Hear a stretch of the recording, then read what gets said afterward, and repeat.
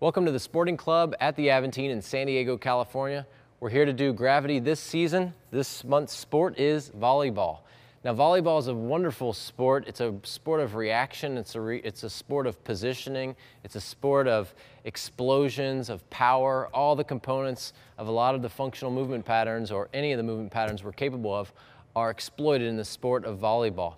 Now today we're in an indoor volleyball court. We know that there'll be some differences if we're talking about beach volleyball, grass volleyball. We always have to consider what the ground reaction force is going to be. Now, for me, I was a little vertically challenged when I played recreationally.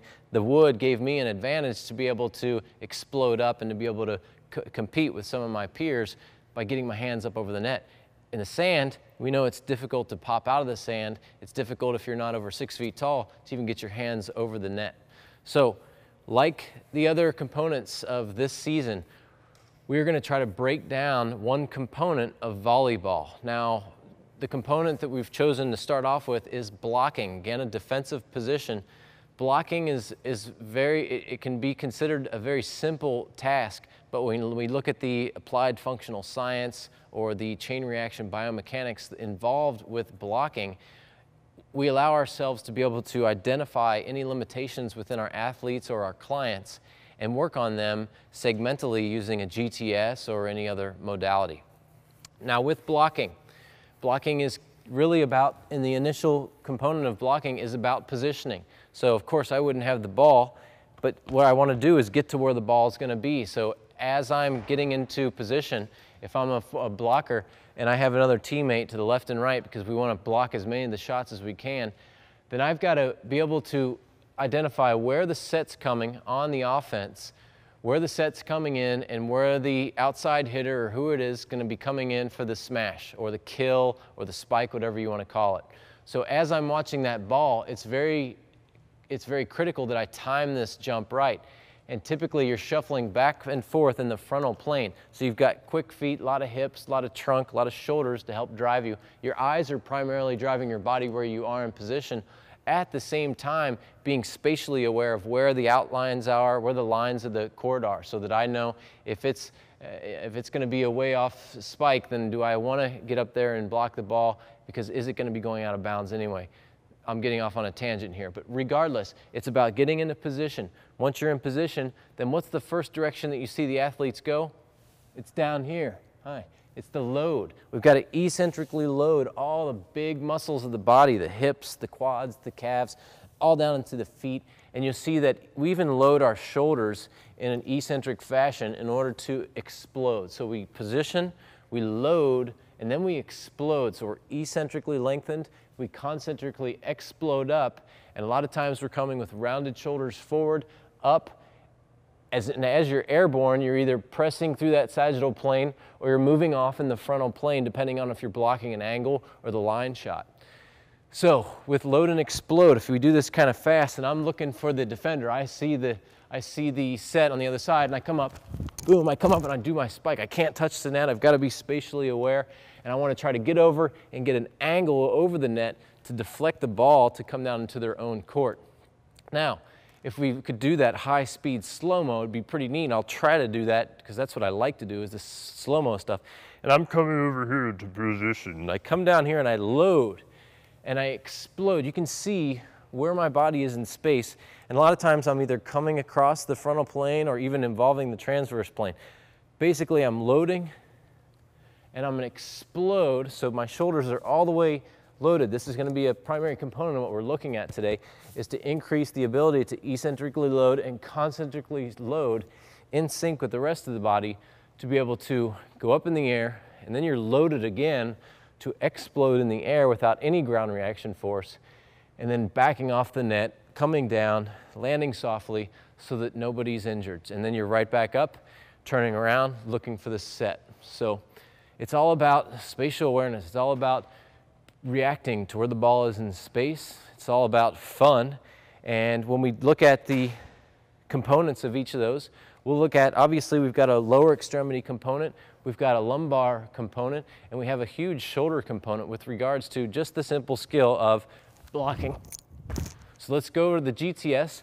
We'll take a look at those movement patterns. We'll duplicate them in the on the modality, the GTS, and we'll be able to isolate and integrate both functional and isolated movement patterns with a client on the GTS. So we'll head over. Let's hop on the GTS here. And as we see, we've got Nicole over here warming up, already getting set to fire the lower extremities in order to send the entire unit up into space in order to block that ball. So real quick, a review of the principles. Remember, we've got gravity. Gravity is our friend as we load, and it's our enemy as we explode, because we want to be able to get up as high as we can to block the shot. Now, the other principles are ground reaction force. Remember, if you're working with somebody who works on the or plays on the beach versus the grass versus the wood, those are all things to consider. The others are that we have momentum of mass, we have positioning, and that the body is driven by the cause, which is the ball, and the effect would be to go up and defend the spike or the kill. So as we get into the GTS, we're going to break it down into kind of a lower extremity, upper extremity component.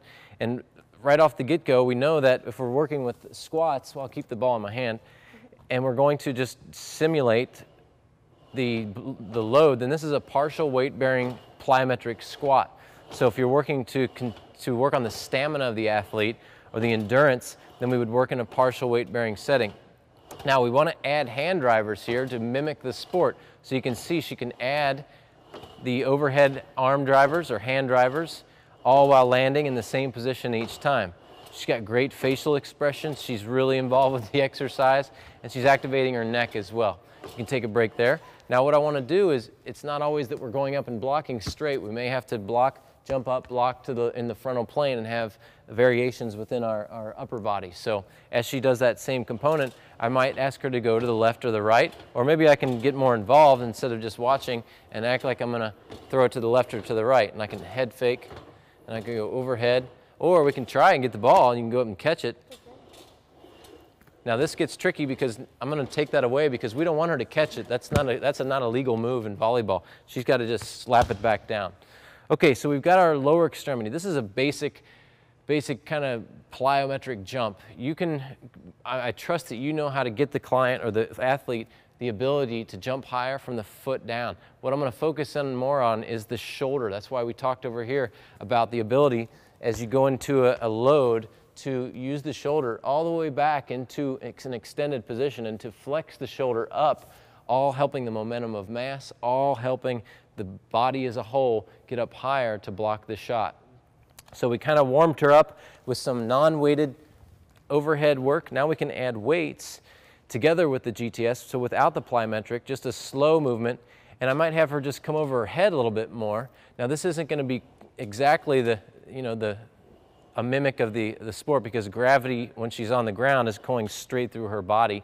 However, what we're working on is that eccentric load and explode of the shoulder joint. So she's coming back into a little bit of extension and then going into almost a combination lateral raise shoulder flexion overhead. And then we can combine that with the plyometrics. We're getting more and more, it starts to smell more and more like the sport, right? And then we start to add frontal plane deviation. So she blocks to the right, she blocks to the left. Good. A lot of things to think about here. This is a coordination type of exercise as well. Perfect. All right, I'll take those. So that would be just a basic component you can add. You can also get real creative with some of the lunges, or even working just on the ground with other weights to get the full body reaction through the body to see how your client goes through the motion. Now a quick check here is if you're looking at your client and you're watching them go up for a block, if you see one heel come up before the other, or if you see one knee dive in, or the knees dive in or out, or you see what's called a Trendelenburg hip, or the hip comes in, any type of weird deviation that you can kind of pick up on when your client or athlete is practicing the move, you can isolate that movement using the GTS. So if I want to increase more of the mobility of the left calf, because as they come down, I see their calf come up because they have limited mobility, that might be something I work and just do calf raises. So you just have to kind of pull what you want and need from the real sport, get a good look at it there, and then come over to GTS and play. Okay, so now we're going to get more shoulders involved. Thanks for being patient with me, Nicole. So we're going to go right into that shoulder flexion. Now, we're going to bring the incline way down low. There's a lot of torque involved with this movement. Level 3, do you? Okay. And because I'm training her today, I'm going to do all the work so she can have a seat, kind of like she's going to do a chest press. And she gets the handles so that the cables run below her hands. So you'll go palms down. And it's all we're doing here is legs can come up, and we're focusing on the shoulder component. So remember, let's freeze you here, and let's look at where I was to go block. Now, I'm in a forward flex position, and my shoulders go back into extension. Now, we don't have to be so forward flexed here. I want this to be extended. So you feel a little stretch here through the anterior shoulder capsule, and as she comes up, we only have to work up to about here. So we'll just work on that small motion. And this is really the beginning component of the upper or the top-down drivers for the activity. And if this is too difficult for the client, then we may just shorten the lever or bend the elbows just slightly, and we're still getting that nice eccentric lengthening, and she gets a nice little explosion as she comes back up. If you want to add more of a ballistic, just be careful. You want to make sure that they don't have any pain in their shoulder and that they're working within a controlled range of motion. How's that feel? Good. Now, we can tweak the load up, we can tweak the timing, we can go back and forth like static equilibrium, but know that when we do those, typically in volleyball, it's a bilateral, it's an in-sync type of movement. How'd that feel? Good. Okay, so we're getting the shoulders warmed up. Now we're gonna move into more of a kind of an isolated move for the lateral shoulders. So we're gonna go into an inverted position and do a lateral shoulder raise. Now, unfortunately, I'm going to put you in position and start talking again, so you're going to have to keep the blood from flowing to your head. Now, if we looked at that movement again, we're going up for the block. We're coming down. We go through extension, but as we come up, you also are coming into our shoulder adduction, or abduction, I'm sorry. So you can either come up from the sides or come back from the back, up and forward. So we have a shoulder flexion and we have shoulder abduction. So she's going right more into that shoulder flexion component, which is beautiful, because before we were working more on this end, Nicole's smart. She said, hey, I need to be strong up here too. So as she comes up, she knows that right about here is the most difficult part of that exercise because of this crazy 90-degree angle here. So as she comes overhead, it gets a little bit easier, and then she comes back down, and now we'll go into lateral raise. So I always hate to think that it's all we have is a lateral raise and shoulder flexion, because think of how many different angles are in between those two variations of a shoulder exercise. Why do we handcuff ourselves and think, why can't you go 5 degrees higher? Okay, then come down, do that one, and then come up 5 degrees higher than that. And let's go 3 degrees higher than that. And then let's go 2.7 degrees higher than that. And a little bit closer to the body. So we're getting a lot of different variations, so that if we think about the specific adaptation to impose demand, we are creating more and more variations within the body so that the proprioceptors, the soft tissues, all can adapt to that particular environment or that particular stimulus. We also have variations that you know from your course, like your static equilibrium and your unilateral, but again, with volleyball, it's going to be more of a bilateral movement. Okay, you know how to get out of that position? Legs come down to the floor, she goes ahead and stands up. Now we're gonna take off the squat stand and use my favorite accessory, the overhead press bar, or just the press bar. So here you can see we attach it to where this curve shoots up towards the tower. And I'm gonna keep Nicole at a nice low angle today, because we've basically pre-fatigued her with some of those isolated movements. Now we're going to go back into a multi-joint movement. Now I like to add the multi-joint movement sometimes more towards the beginning, because we're working on power. You want the athlete to have power left in their muscles or their reserves. Now we are going from a uni-joint motion to a multi-joint motion, so that I can add this to the end, and we've decreased the angle. So remember to take that into consideration, whether you want this towards the beginning or the end. Today's purpose are to go through the exercise with few transitions so that we don't take up too much of your time at home. So here we are in a lying prone position. She's inverted. Her head is a nice natural extension of her spine. And what we're going to do is act like she's going to block. Now it's weird because you're shooting your body up the opposite way. So if we think function, okay, now we're really pushing the limits.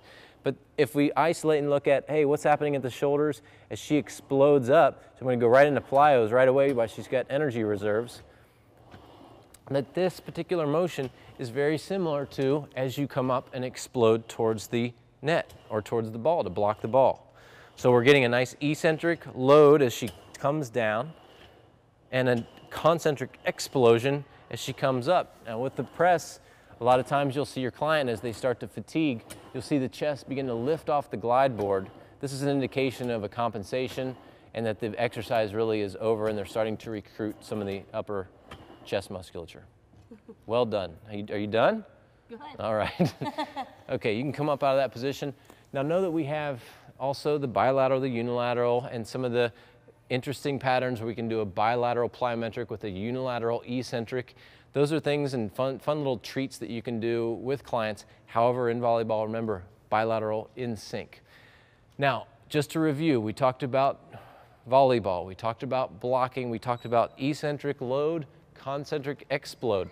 Those are all kind of our principles. Our strategies were to mimic those motions in order to stimulate the proprioceptors, similarly how they get into the motion with the blocking, to stimulate the muscles, the soft tissues, as they do with blocking, and then to come over to GTS and kind of isolate with our techniques. So we have our principles, our strategies. Our techniques are the hows, or the whats. They're the exercises on GTS where you're going after one particular muscle. Now, if you looked at when we're working with cables, or if you look at the client working with the press bar, you can identify if there's muscular imbalances within the exercise or within their body so that you can address those before the athlete continues to create a compensation pattern that's going to affect their ability to be a better volleyball player, to play recreational or at the beach, recreational at an indoor facility like the sporting club, or even out in a lawn somewhere, which is kind of an in-between. So we hope that this month's or this section's Gravity This Season volleyball defensive blocking functional foundational skills helps you work with your clients and your athletes to improve the function of their sport and improve the lives of those you touch.